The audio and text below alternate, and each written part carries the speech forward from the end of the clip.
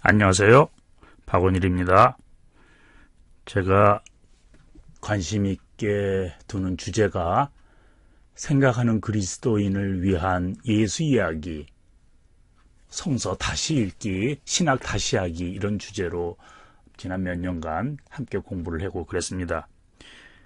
오늘 할 것은 그 일부로 한 10분, 15분에 걸쳐서 우리 기독교인들 간에 당연시되는 그런 용어들, 하느님 나라니, 기도니, 복음이니 이런 모든 당연시되는 용어들을 한번 정리해보는 시간을 갖고자 합니다. 오늘 첫 번째 시간으로 기도에 대해서 한번 같이 생각해보기로 하죠. 우리가 기도하면은 무엇을 구할 때 기도를 하지요. 아무도 구할 것이 없다면 뭐하러 시간 내고 기도를 할까 이런 생각을 합니다. 이렇게 구하는 것으로서의 기도는 비단 그리스도인들 뿐만 아니라 다른 종교인들 사이에서도 행하는 덕목입니다.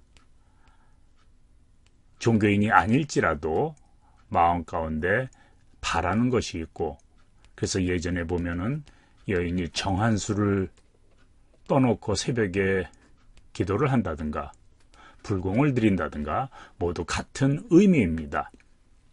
그래서 종교인과 비종교인 혹은 종교인들 사이에 동서양을 막론하고 이렇게 무언가를 구한다 이런 마음에는 공통점이 있습니다. 그럼 이렇게 똑같이 구하는데 단지 그리스도인들은 예수의 이름으로 구하나? 그렇다면 그 예수의 이름으로 구한다는 것은 무슨 말일지 다음 세 단계를 통해서 기도를 한번 접근해 보고자 합니다. 세 단계라고 하는 것은 하나는 구하는 단계, 하나는 생각하는 단계, 그 다음에는 행동하는 단계입니다. 먼저 구하는 단계, asking. 모든 기도는 처음에 구하죠. 마음이 클클할 때, 불안할 때 뭔가 욕구 발산을 위해서 기도를 합니다. 그래서 울부짖죠. 산에서도 기도하고 통성으로도 기도하고 이렇게 기도한다는 것은 뭔가 넘어졌을 때 아야 소리 나오는 것처럼 당연한 일입니다. 어느 때고 누구나 하는 그런 얘기입니다. 인간 본성이라고 할 수 있습니다. 예수님도 고통 중에 울부짖었습니다. 겟세마네 동산에서 이 잔을 내게서 돌리소서, 소원을 비는 행위 그 자체를 좋다 나쁘다 옳다 그르다 이렇게 말할 단계는 아닙니다. 그런데 기도가 이 초기 단계, 구하는 단계, 불평하는 단계에만 머물러 있다고 그러면은 이거는 일방통행이 됩니다. 내가 하느님께 대해서 혹은 어떤 기도를 들어줄 대상에 대해서 구하는 단계이죠. 그럼 여기서 우리가 질문을 해봐야 합니다. 내가 하나님이라고 치고 내가 기도를 들어주는 그 위치에 있는 뭔가가 된다고 치고 왜 그 기도를 들어줘야 할까? 우리는 기도할 때 기도를 들어주는 하느님의 입장에서는 생각 안 하고 내 입장에서만 생각합니다. 내가 이것이 필요하니까 이거 좀 들어주세요. 그러니까 얼마나 이걸 들어주기 위해서 내가 할 수 있는 일을 하죠. 금식도 하고 철야도 하고 잠 못 자고 새벽부터 하고 하루에 몇 번씩 하고 혹은 좀 아부성 해갖고 좀 뭐 헌금을 많이 한다든가 봉사를 많이 한다든가 어떻게든 내 뜻을 이루고자 해서 그렇습니다. 하느님의 뜻이 내 안에 이루어지지 않을까봐 전전긍긍해 하면서 금식하는 사람은 없습니다. 가만히 있어도 하나님은 자기가 할 일을 알아서 할 테니까. 그럼 우리가 그리스도인으로서 우리의 기도, 우리의 소원이 하느님이 들으실 만한 그런 기도인가? 이것을 어떻게 하나? 무슨 판단의 근거가 있어야 합니다. 그것을 우리는 예수의 이름으로 기도한다고 합니다. 예수의 이름으로 기도한다. 이게 무슨 뜻일까? 예전에 들은 우스갯소리인데 어떤 장로님이 예배 시간에 너무나 기도를 오래 하니까 뒤에서 슬쩍 목사님이 마이크다 대고 예수님의 이름으로 기도합니다. 그러니까 모두들 아멘 하고 끝났대요. 끝난 데다가 더 기도할 수 없잖아요. 그러면 예수의 이름으로 기도한다는 게 기도를 끝맺기 위한 수단인가? 누구처럼 기도 끝 하면 될 건데요. 예수의 이름으로 기도한다는 것은 예수님의 사인을 쓰는 겁니다. 하느님 입장에서 볼 때, 다른 사람의 입장에서 볼 때 예수의 이름으로 기도했다. 예수가 도장 딱 찍었으니까 검열을 받은 겁니다. 마치 예수가 기도했다고 할 만큼 그렇게 예수의 정신에, 예수의 뜻에 합당한 그런 기도라는 것이 되는 것입니다. 이렇게 일방적으로 구하지 않고 그 다음에는 내 기도가 과연 하나님이 들으실 만한 건가를 생각하는 단계가 두 번째 단계입니다. 첫 번째가 구하는 것이라면 두 번째는 생각하는 것입니다. 메디테이션 단계입니다. 무슨 말인 거 아니? 우리가 마치 라디오에서 다이얼을 맞춥니다. 다이얼이 안 맞으면 치치치치 그러죠. 그렇지만 다이얼이 딱 맞으면은 그때 방송을 들을 수 있습니다. 우리의 기도라는 것은 하느님의 뜻을 말하는 그 자리에다가 초점을 맞추는 겁니다.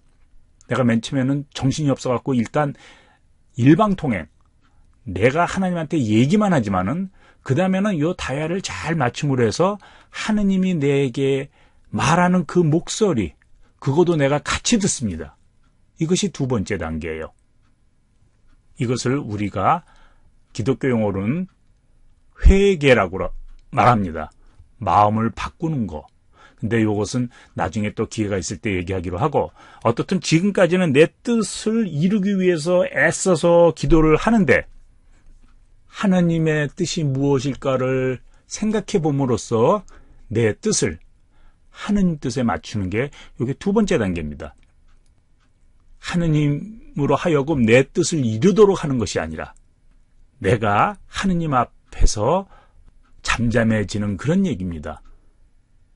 기독교의 핵심이란, 예수의 가르침이란 우리로 하여금 하느님의 뜻을, 하느님의 복음을, 하느님의 생각을, 하느님의 세계관을, 가치관을 배우도록 하는 것입니다. 그러려면은 그것이 써져 있는 성서를 공부해야 합니다. 이것이 그리스도인의 어떤 정체성이라고 할 수 있습니다. 기도는 누구나 합니다. 어디서나 합니다. 아픔을 부르짖는 것은 자연스러운 일입니다. 기도가, 그리스도인들의 기도가 차이가 있다 그러면은 이것이 우리가 기도를 하는 그 대상이 되는 하나님의 뜻이 내 안에서 이루도록 노력하는 그런 단계입니다. 이것이 두 번째 단계 메디테이션이고, 그래서 예수님도 제일 처음에는 이 잔이 내게서 옮기도록 해주세요 구하는 단계였지만, 두 번째 단계는 그러나 내 뜻대로 마시고 아버지의 뜻이 이루어지기를 원합니다, 이런 생각을 했습니다. 기도의 세 번째 단계는 행동함입니다. 말로 끝나는 것이 아니고, 울부짖는 것으로 끝나는 것이 아니고, 그렇다고 내가 생각과 가치관의 전환, 회개를 한 것으로 끝나는 것도 아니고, 기도는 생활 속에 찬양으로 드러나는 것입니다.